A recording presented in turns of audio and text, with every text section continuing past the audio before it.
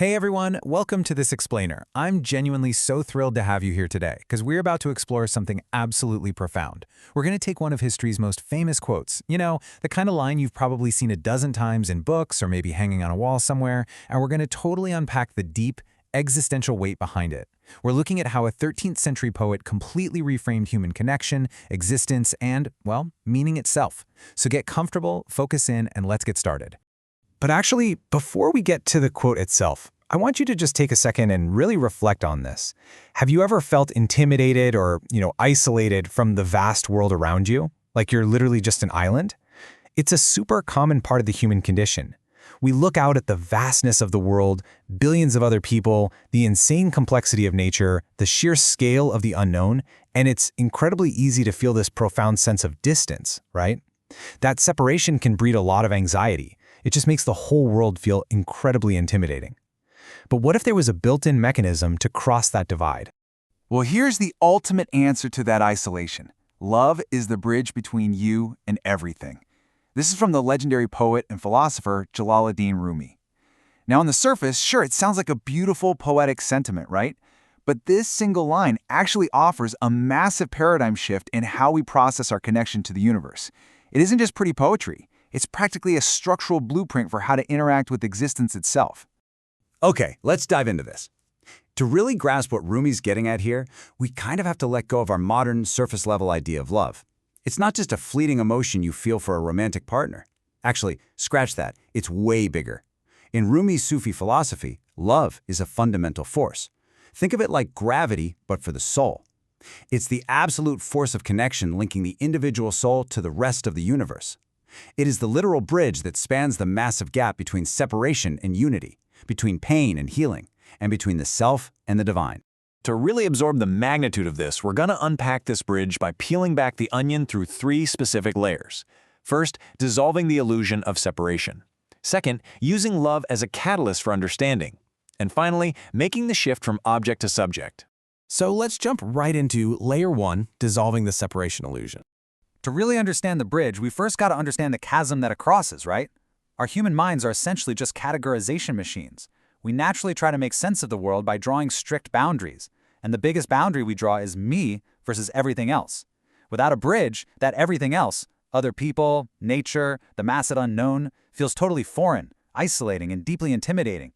When we live strictly inside that boundary of me, the outside world basically becomes something to fear. But here's the powerful truth. You are not an isolated island observing the universe. And this is exactly where Rumi's bridge comes in. Love acts as the medium that completely dissolves those walls of separation. When you tap into that fundamental force of connection, you realize you aren't just sitting on the sidelines looking in. The boundary vanishes. The bridge of love makes you realize that you are an active, integrated part of the universe. Which brings us to layer 2, love as true understanding.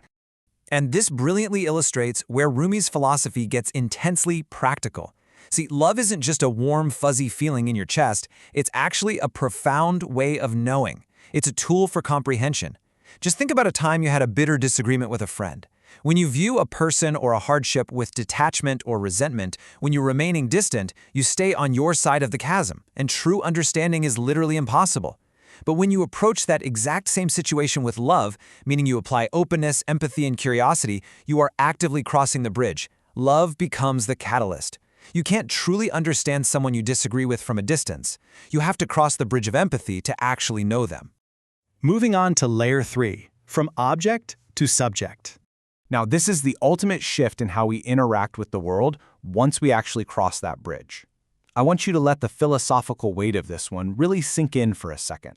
Without love, we tend to treat the world as just a collection of objects, things that exist merely for us to use, to judge, or to control. It's a very transactional way to live.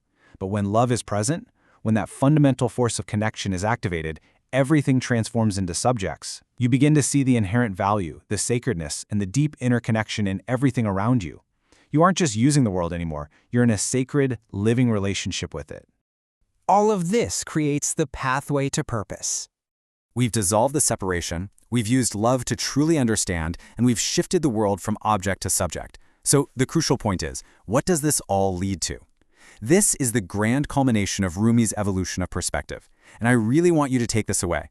Love is not a destination you finally arrive at, and it's definitely not just an emotion that comes and goes. According to Rumi's timeless wisdom, love is the active pathway. It is the intentional, ongoing practice that lets you engage fully with life, with truth, and with your ultimate purpose. It's the bridge you have to actively choose to walk across. And that leaves us with a final, really vital question to take into your day. Now that you know love is a pathway, a structural bridge connecting you to the universe, what will you choose to bridge today? Seriously, is there a misunderstanding you need to cross with empathy? Or maybe an intimidating challenge you need to approach with curiosity? The bridge is right there, waiting for you to use it. Thank you so much for joining me on this explainer. Keep learning, keep bridging those gaps, and I'll see you next time.